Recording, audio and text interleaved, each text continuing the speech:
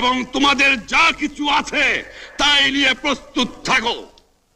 মনে রাখবা, রক্ত যখন দিয়েছি রক্ত আরো দেব, এদেশের মানুষকে মুক্ত করে ছাড়বো ইনশাআল্লাহ। এবারে সংগ্রাম আমাদের মুক্তির সংগ্রাম, এবারে সংগ্রাম স্বাধীনতার সংগ্রাম।